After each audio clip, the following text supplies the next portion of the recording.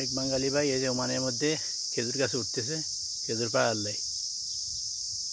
ভাই রে ভাই, মাশাআল্লাহ, এরা যে কাজ করে তোর গরমের ভিতরে, ঠিক আছে। এটাও কিভাবে গাছ উঠতে আছে,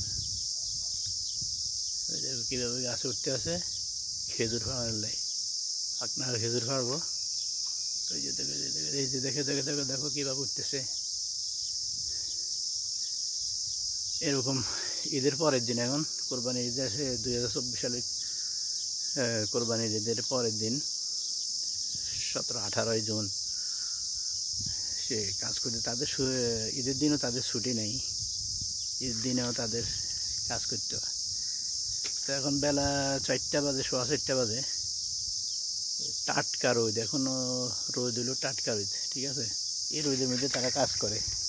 বাগানের ভিতরে গরু ছাগল আছে, এটা আছে সেটা আছে, মানে বিভিন্ন কাজ, ঘাস কাটতে হয়, এরপরে খেজুর গাছে উঠতে হয়, খেজুর গাছ উঠে খেজুর ফাড়ে। ওই যে দেখো, ওই যে কীভাবে খেজুর ফাড়ে, ওই যে ছড়া কাটি ফেলাইছে,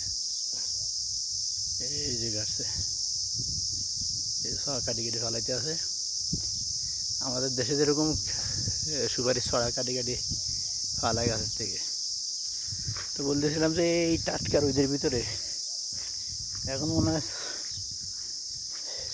40-এর উপরে তাপমাত্রা, মানে এমন অবস্থা, এত গরমের ভিতরে কাজ করতেছে তারা। এখন অবশ্য আমিও করছি 2 বছরে এরকম কাজ, গাছে গাছে উঠান লাগবে, এরকম গরমের ভিতরে কাজ করার লাগবে।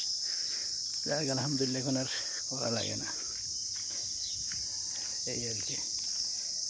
তো বিদেশে বহুত কষ্ট করা লাগে, ঠিক আছে। এটা হলো ওমানের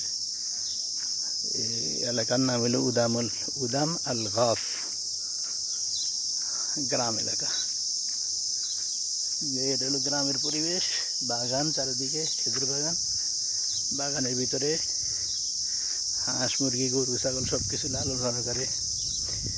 আবার খেজুর আছে, খেজুর গাছের পরিচর্যা করা লাগে। মাছ ধরা আর কি, মাছ ধরা, যারা মাছ ধরার কাজ করে তারা এসব কাজ করে।